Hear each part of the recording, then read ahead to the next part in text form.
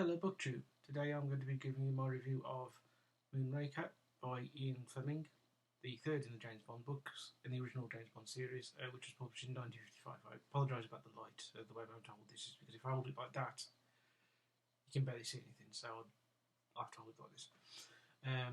This, as I say, is the third of the original Bond books. It is the most, it's arguably the most thematic of the Bond books, and it's interesting because it's also the only Bond book written which is set entirely in England. Bond doesn't go abroad in this, whereas in all the other books, Bond will maybe start in Britain, or you'll be in media res with the mission, and then you'll get a flashback to him having his briefing from M, and then you'll return to the mission. But in Moonraker, it's entirely set within the UK, particularly the southeast of England, London and the southeast of England. The story begins with Bond being called up to M's office. I should say there's spoilers in this, sorry about that. So Bond is called up to M's office and he's asked to look into a case of cheating at cards, which is going on in M's club, Blades. The reason this has come up to M's taking interest in this is the man who is cheating is Sir Hugo Drax, who is a multimillionaire, and he's overseeing the creation of the Moonraker project, which is a rocket program for Britain's nuclear deterrent. And so they're greatly concerned that if he is cheating, it will cause a scandal, and so M wants to try and keep things as quiet as possible. Now, Bond, as has been said, as has been shown in first book Casino Royale, is described as the best gambler in the service, and so M takes Bond to Blades first to see if Drax is cheating, which he is, and then Bond plays cards against Drax and cheats against him, making Drax lose a huge amount of money and sort of teaching him a lesson.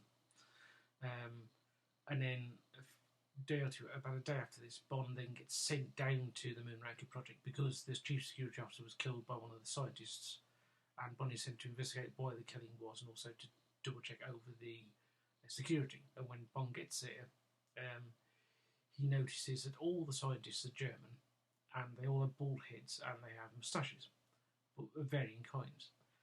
And then Bond, sort of over the course of, and also he's not working alone, and Drax's secretary, Garland Brand, is a special officer of Special Branch, which for those who don't know, in the UK, until 2007, the branch of the police that dealt with espionage cases and terrorism was Special Branch, and so Garland Brand is part of this, and so Bond is working with her, and they discover through various means after an assassination attempt, which involves dropping a significant portion of the White Cliffs of Dover on top of them, which was done very effectively in the book with high explosives, that Drax,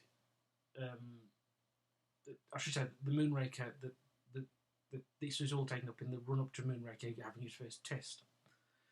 I should say that's, if you look on there, that is Moonraker itself. Yeah. And so this is obviously showing the bit where Moonraker goes into orbit.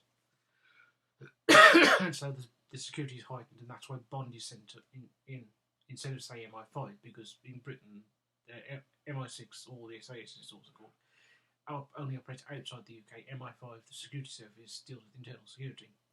However, because of how important matters are, the Prime Minister asked M to send Bond in, who's the best man in the service, to look at this. And so, whilst Bond and Garland Brand are investigating what's going on, they discover that Drax is planning to drop Moonraker not in the North Sea where it's meant to be, but on London, and that he's working with the Russians, and he's not British, but he's German and a committed Nazi, and so are all the men, all the scientists is working for him. And then you have a sort of Bond and Garland Brand stop it by changing the gyroscope, the gyros on on the mechanism of Moonraker, which means it lands in the target. Drax attempts to leave the country using a submarine along with all these German scientists, and it's a Russian submarine, and they get blown up when when the submarine's going into the target. What's the target area? Obviously, they think it's going to land in London, so it hits them by surprise and kills them all. Now, now, I really did like this. I have liked this always. I don't like it as much as the previous book, Live and Let Die, because I regard that, as I said in my review of that, it to be a quintessential Bond story, both of the books and of the films, overall. But I enjoyed Moonraker. One, because it is very cinematic. I believe it originally started out as a TV treatment, and then it didn't go anywhere, so Fleming turned it into a book. However, unlike with Thunderball, which is a book we'll get to in about 3 or 4 books' time, Fleming came up with this on his own, so he doesn't have the sort of disputed authorship that Thunderball has. However, because of that, you get a real sense of action, pace. The way that the attempt on the attempt to murder Bond and Garland Brand with the cliff by blowing up a portion of the cliff and it dropping on top of them. The way it is written, you can really see that almost as if it's a film, as it's seen in a film. And there's another scene where Bond and Garland Brand, where they're hiding from Drax, so they can get to interfere with the gyros. They're hiding in a I've forgotten the name now. A sort of air ventilation shaft, and you get the scene of so Drax, thinking they might be in there, he's blasts steam into these, and you get the sort of build up each time as go through each shaft, and he hits Bond and it goes up. Bond and Garland goes up. It's really effectively done, and the scene where the climax, where you have the rocket going up, and the whole thing's being commentated by the BBC, and so you've got the radio on, you've got Bond and Garland Brand listening to what's going on, and you've got the BBC reporter saying what's going through, describing the situation, describing how it's taking off. All of it. It's really done. You can. It reminded me of. I mentioned it before, and I did a whole video about 2 weeks ago now, where I brought up Nigel Neal because he did a thing called the Stone Tape. But Nigel Neal did Quatermass, and he did a thing called the Quatermass serials, and there was one called the Quatermass Experiment, where there is elements of the BBC where BBC do reporting, and it's very reminiscent of that. It was very effective. You could see it being done on TV or on film. Again, as I said before, sorry if I seem to repeat myself, but the book is very cinematic in that way. Also, I found it interesting because the Prime Minister and the ministers and the Minister of Supply who were overseeing the Moonraker project are never named.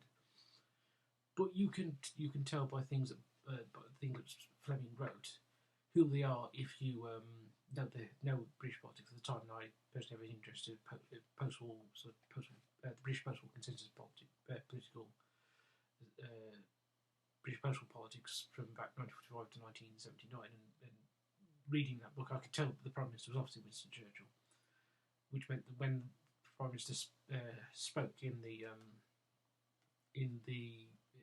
there's a bit where he does speak, where he gives a sort of speech. I was reading it, and I hear Churchill saying it, and also the Minister of Supply, in a very, very small, very short description, describing him as a dapper. It's clearly Duncan Sandys, who is Churchill's son-in-law, who was Minister of Supply at the time, so I thought that was funny. So I found that personally enjoyable. And so I would imagine that obviously the Prime Minister, people would have known it was Churchill, but they may well have known it was Duncan Sandys as the Minister of Supply, which would have been, I wonder if that probably would have added to the realism of the situation that Fleming has in the book. Hugo Drax is a great villain. He's a megalomaniac, he's a Nazi, but he's working for the Soviets, which some of you might be a bit confused by that, but I would just say that you should Google the Molotov-Ribbentrop Pact, and you can see that Nazis and Soviets working together is not unusual, especially when they have a common enemy they want to defeat. And in this case, that being Britain. In this case, they do, which is they want to destroy Britain. Drax and his scientists are destroying Britain because of the loss of the Second World War. There's a description of Drax's life where he has an English mother, a German father. He works in the steel industry, which is important because that which gives them the knowledge they can then use to build the rocket, Moonraker. And then you get his description of joining the Nazi Party, serving in the German army during the Second World War, and importantly, his time, which is how he becomes known as Sir Hugo Drax in England, serving in one of the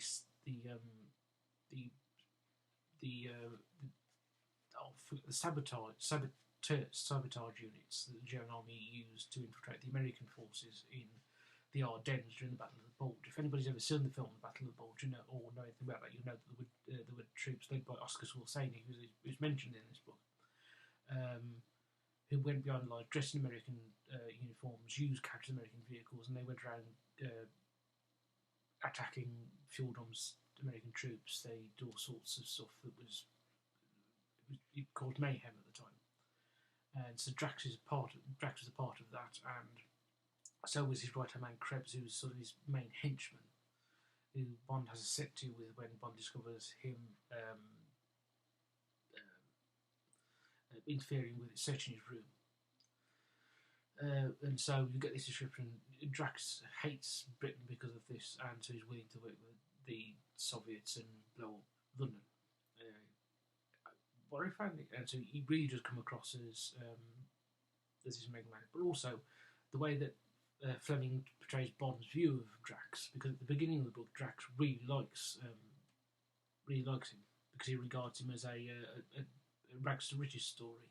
Because Drax, in the sort of identity Drax takes over, is of a Liverpool orphan who, at the end of the Second World War, who gets badly burnt in a German attack on a field hospital.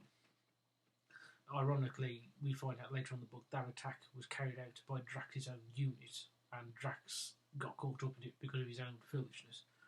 And the identity, Drax was Liverpool orphan, and then when he comes back to Britain, he makes $1 million and makes his fortune in columbite, which is the metal that's used to make the rocket. And he's seen as a sort of great benefactor to the country and a great patriot. And then Bond goes to play cards with him, and Hate doesn't like him very much because of his cheating and his brave manner. But then when he goes down to the Moonraker site where things are being prepared, his view changes again. He decides that Drax is sort of, whilst Drax might not be personally perfect, he's clearly motivated to get Moonraker. He's committed to Moonraker as a project. He wants to see it through. And then that turns again, obviously, when you find out that Drax is the villain. He really is this German agent, this unrepentant Nazi who wants to destroy Britain. And it's nice the fact that you get Bond sort of different views of constantly sort of switching views of Drax, which also Gala Brand has as well. She thinks he's a bit rude and a bit sort of ill-mannered, but she doesn't initially even sort of doubt his commitment to the project, and she greatly admires him for that. And then, of course, she comes to hate him when she finds out about his plot. There's a great, as well as all the scenes I've described, there's also a great action scene chase where Bond, after Gala Brand's discovered what Drax is, and they kidnap her. They kidnapped her on the way back to London, Drax and Krebs. Then when she gets back, because she's been taken back to London because Drax is going there to do something with the Ministry of Supply for the final authorisations, or the final last minute checks and everything for Moonraker. She then discovers from Drax's notebook that he's changed the target, and she quickly learns it's going to be London. And so Krebs catches her trying to put the notebook back into Drax's pocket, and then they knocker-out kidnapper interrogator in London, and she's meant to report to her boss Valance, who appears in a couple of, I think he appears twice more in the Bond books, who's the head of special branch, and then she's got a dinner date with Bond at I think 7 o'clock. So she's going to see Valance at 6, dinner with Bond at 7. She doesn't turn up with Valance, and then she's late for Bond's meeting, and then Bond and Valance get in touch and they work out that something's gone wrong.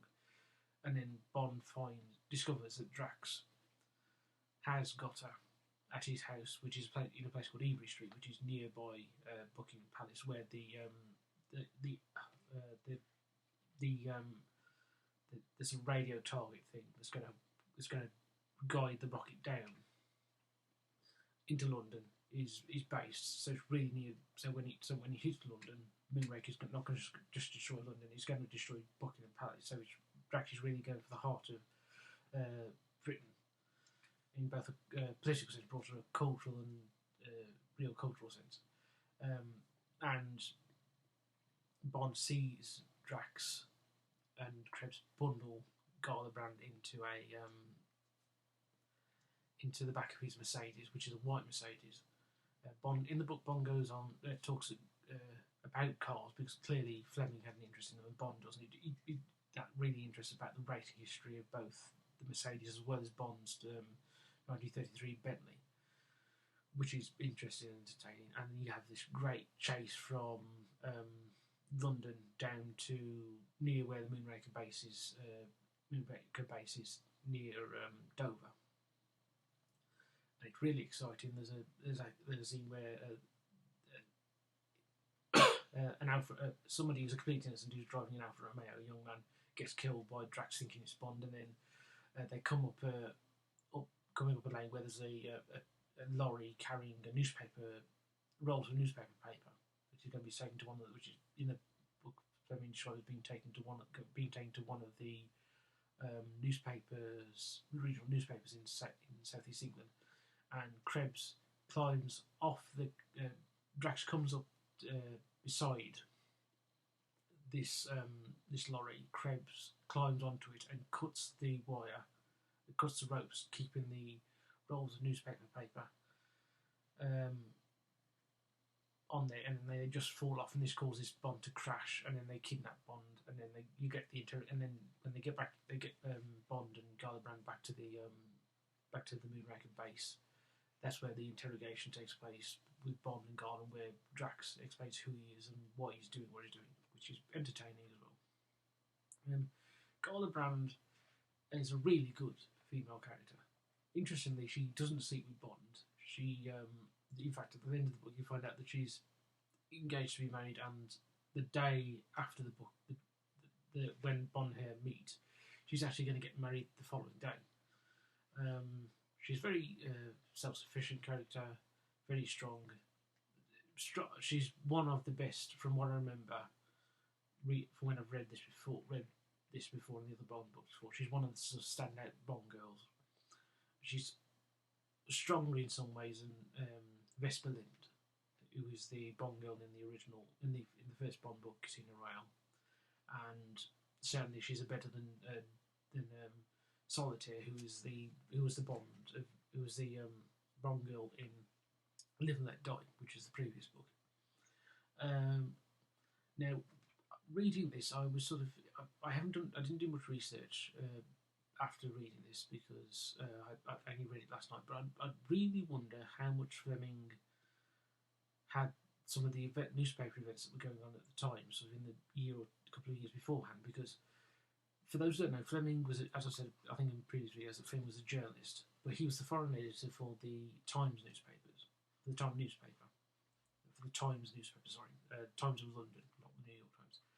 And he was working on Fleet Street, and he had worked on Fleet Street in the 30s. Now, in the early 50s, there were a couple of scandals that came out involving Germany, where a man called Richard Galen, who was running a sort of unofficial intelligence service for the West Germans, had been exposed by a foreign correspondent for the Daily Express called Sefton Delmer for using ex-Gestapo and ex-SS, ex-members of the SD, which is the intelligence wing of the SS. Now, Galen had been a German army intelligence officer on the Eastern Front during the Second World War. At the end of the war, he collected all his files up, went west, and gave them up to the Americans, who took him in, and they went through all his files, obviously, because he's right at the end of the Second World War, beginning of the Cold War, and so the Russian wanting as much information as possible on the Soviets is just what the American, providing them with as much information on the Soviets as possible is what the Americans would have wanted. And so Galen was then set up by the Americans and the British with his what was called the Galen Org, which eventually would become the German Foreign Intelligence Service, first of West Germany and now of what is now modern day unified Germany, called the BND. But there was the scandal Sefton-Delmer exposed that there were a lot of Gestapo officers and SD officers and some Abwehr officers, the Abwehr being the Foreign Intelligence Service of Germany during the Second World War. Interestingly, Sefton-Delmer himself, so I wonder if Fleming knew Sefton-Delmer, not only because he was obviously he wrote for the Express, which was Lord Beaverbrook's, the Canadian press barons newspaper, but Sefton-Delmer during the Second World War had done black propaganda for the British government in what was known as the Political Warfare Executive, running a fake propaganda, Nazi propaganda radio station, which he then set up to be destroyed, making it look like it's been discovered and shot and destroyed by the British. I believe that from what I can remember, the station was pretending to be in Britain, and I think it was a German agent in Britain who was meant to be doing it, and then it ended with the German agent being in his final broadcast being killed whilst broadcasting. The whole thing obviously being set up as a sort of being a big, very effective intelligence operation by Delmer. And Fleming, I'm sure, must have known Delmer then, because Fleming, for those who don't know, during the Second World War was the assistant to the director of the Naval Intelligence Division, and so he was involved in intelligence matters. So I really do wonder if they knew each other, and if Fleming got any sort